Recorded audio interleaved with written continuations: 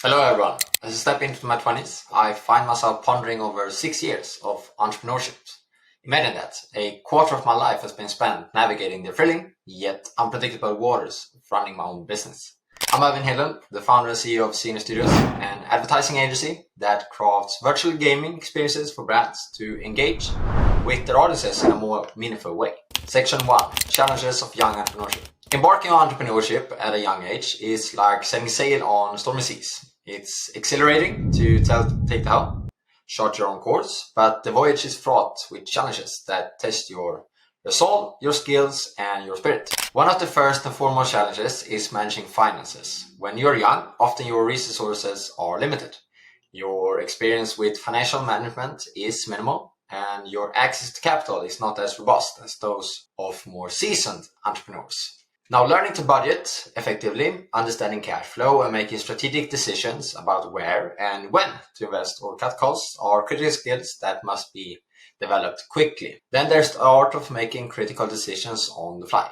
Young entrepreneurs must often make high-stakes decisions with less information and experience than they might lack. This can feel like navigating through fog. You have to rely on your instincts and the best intelligence you can gather at the moment. The pressures to perform and succeed can be immense, especially when these decisions can make or break your business. So you have to stay in it for the long run and have a positive outlook.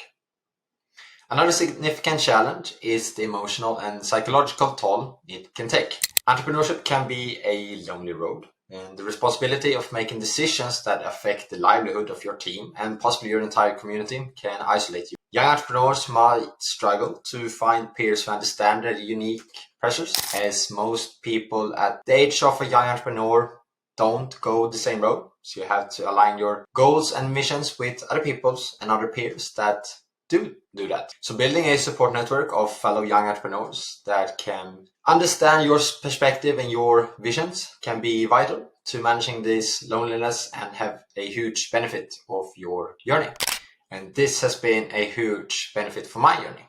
Each of these challenges is an opportunity to grow, not just in terms of business, but actually in personal resilience and wisdom. Your entrepreneurial journey takes you on a deep route on personal development and overcoming challenges. So learning to manage finances teaches discipline and foresight. Making tough decisions enhances your ability to analyze situations quickly. Overcoming the loneliness of entrepreneurship teaches you the importance of building and maintaining relationships, not just as a professional network, but as essential support to sustain your mental and emotional health. Now, ultimately, these challenges shape you. They can be daunting, yes, but each one is a stepping stone to greater confidence and capability. Now, for every young entrepreneur who persists through these trials, the rewards are not just in profits earned, although that might be the goal that you try to reach at a young age. But in the lessons learned and the character built, you really become a better person and you develop skills and mental capacity that you would otherwise have never been able to overcome. It's these experiences that force not just a businessman, but a leader, where you are ready to face whatever comes next with courage and clarity. Section 2. Lessons in leadership.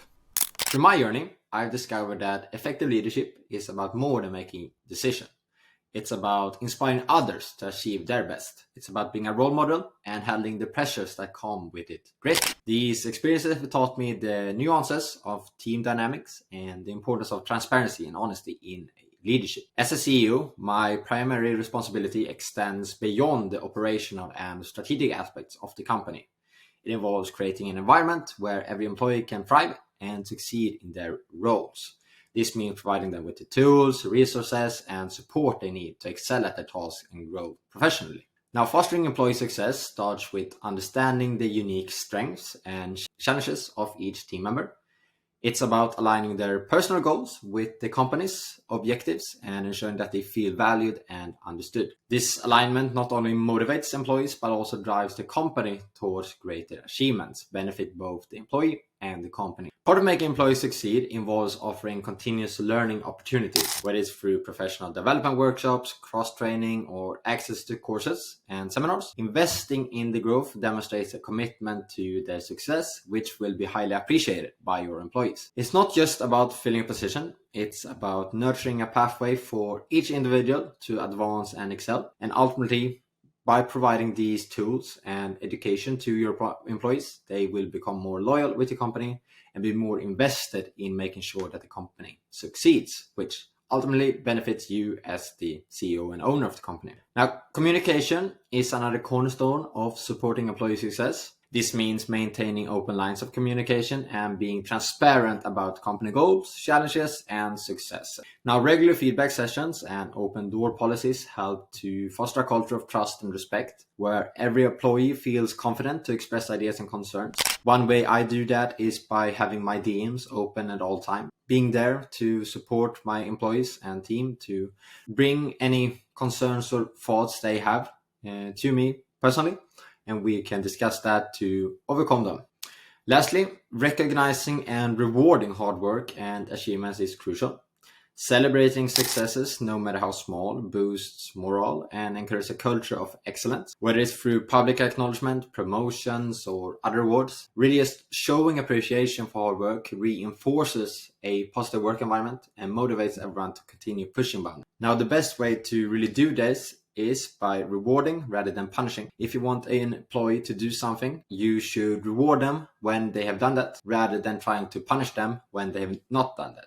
So just really work with positive reinforcement to get them to understand what you like about what they're doing, and they will get into a habit of doing more of those positive things. Now, ultimately, as a CEO, ensuring that your employees succeed in their journeys and tasks isn't just about building a successful business. It's about leading with empathy and integrity, creating a sort of legacy of leadership that empowers others. It's about making a profound and lasting impact on the lives of those who walk through your doors, as they will ultimately recommend their friends to work with you as well and build that really positive team culture that drives the business forward.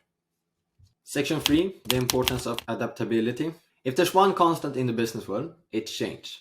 Adapting quickly to market shifts, consumer behavior changes, and technological advancements has been critical, such as AI. My ability to pivot and embrace change has been crucial in keeping our business relevant and competitive. In the fast-paced world of technology and advertising, staying ahead isn't just about keeping up with trends, it's about anticipating. Over the years, our agility in responding to these changes have been a key differentiator between us and larger, more established companies, where these bigger entities often struggle with slow decision-making processes and delays. Our smaller size and dynamic structure have allowed us to pivot quickly and effectively. And that has been a big advantage for us as a company.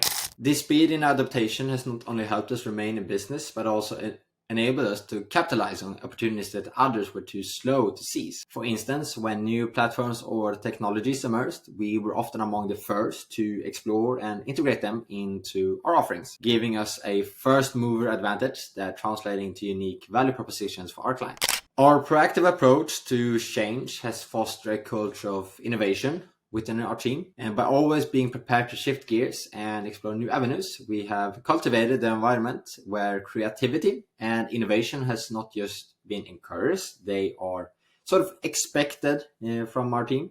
And this mindset is infectious and has been instrumental in attracting and retaining talent who are eager to work in a forward-thinking company, really just attracting the best talent to our company.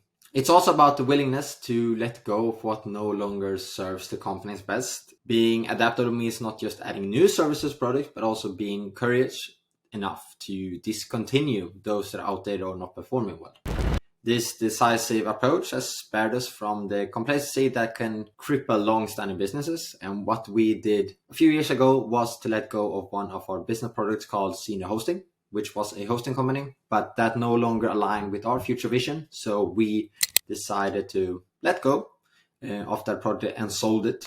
And really being able to do that while remaining focused on what really matters has allowed us to really grow the business a lot more than what we otherwise would have been able to if we had hold on to the senior hosting product.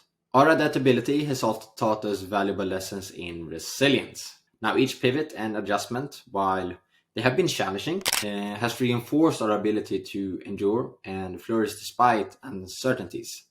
So even though we let go of one of the projects, we've also been able to be resilient in our other projects, such as our platform, even though there have been times where we might have pivoted away from that and let go of that project too, but really being resilient and allowing us to go through those challenges, overcome them, has allowed us to grow as well. Now, this experience has built a robust business that can withstand market fluctuations and respond with agility to the unexpected. So in conclusion, our rapid adaptability hasn't just kept us in business, it has been a vital component of our growth strategy.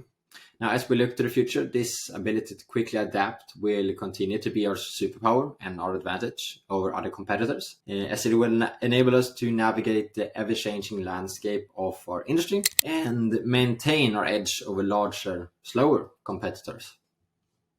Section 4, redefining networking. Now let's talk about networking. For many, networking might evoke images of crowded conference rooms or stacks of business cards that may never see the light of day again. But in my journey, I've learned that true networking is about so much more than collecting contacts. It's about cultivating relationships that provide mutual value.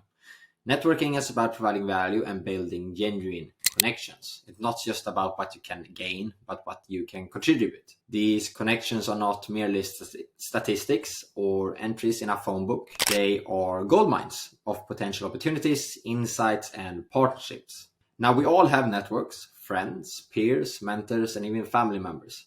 Each person in your network represents a unique doorway to new opportunities and perspectives. The key is to approach these relationships with the intent to give, not just to receive. Because when you offer help, share your insights, and make yourself available, you are laying the foundation for a strong and meaningful relationship. Now remember, effective networking is not one-sided. The principle of give to receive is crucial. It's about being genuinely invested in the success of others by adding value first. You establish yourself as a reliable and supportive figure in your network. This could be as simple as providing feedback, offering your expertise, or sharing relevant resources that can help others achieve their goals. Now, take for example, if you organize a dinner, even though you might not be the most forward-thinking in the group or the most successful in the group, the fact that you organize the dinner and thus provide a value and opportunities for other people to connect with your network, you build that reputation of having a large network and providing value. And when you find yourself in need of guidance or support, don't hesitate to turn to your network. The relationship you've nurtured will be there to open doors for you, but always approach this with humility, willingness to help. Networking is a continuous cycle of support and collaboration. So as you build and expand your network, focus on being there for them first. Show that you are invested in a relationship, not for immediate gains, but for mutual growth and success over time. This mindset shift from viewing connections as transactions to treasuring them as relationships will redefine your approach to networking and set you on a path to more meaningful and productive interactions. Section 5, commitment to continual learning. In a world that never stops evolving, staying educated and informed is crucial. I've committed myself to daily education, dedicating at least 1 hour each day to expand my knowledge. This isn't just casual viewing, it's a deliberate effort to engage with content that pushes my understanding of business, sales, mindset, and much more. Now, each day I dive into workshops, expert talks, tutorial videos on YouTube. These sessions are invaluable. They introduce me to new ideas, sharpen my skills, and offer diverse perspectives that challenge my own. It's about more than just accumulating knowledge. It's about opening my mind to new possibilities and approaches that can significantly impact how I think and operate. This daily investment in my education fuels my growth and keeps me at the cutting edge in our rapidly changing industry.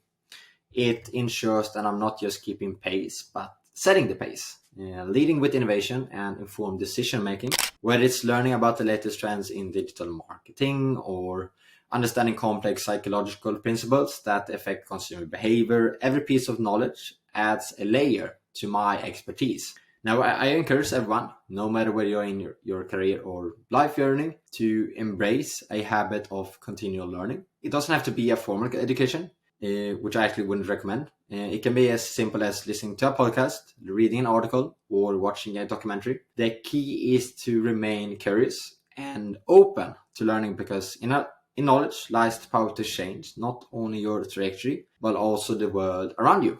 Now, thank you for sharing this moment with me. If this video has sparked a flame of inspiration to you, to take a leap to begin your own entrepreneurial journey or to push further along your current path, now let's connect. Subscribe for more stories and lessons from my journey in entrepreneurship, and let's inspire each other to achieve more. Thank you.